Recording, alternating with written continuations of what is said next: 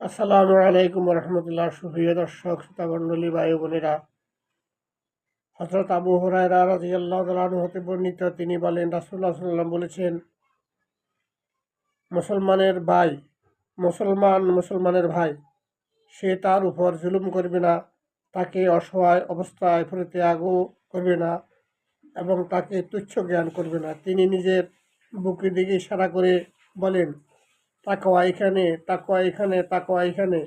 কোনো লোকের নিকৃষ্ট সাব্যস্ত হওয়ার জন্য এতটুকুই যথেষ্ট যে সে তার মুসলিম ভাইকে তুচ্ছ জ্ঞান করে। প্রতিটি মুসলমানের জীবন, ধন সম্পদ ও মান সম্মান সকল মুসলমানের সম্মানের বস্তু। এর উপর হস্তক্ষেপ করা তাদের জন্য হারাম।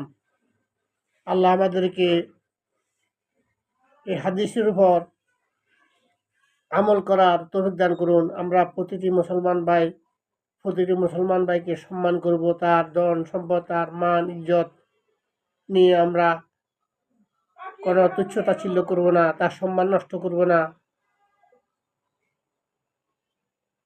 কোনো মুসলমান ভাইকে তুচ্ছ জ্ঞান করবে না। আল্লাহ আমাদেরকে প্রতিটি মুসলমান ভাইকে তার প্রাপ্ত সম্মান দেওয়ার আমাদেরকে আল্লাহ তৌফিক দান করুন।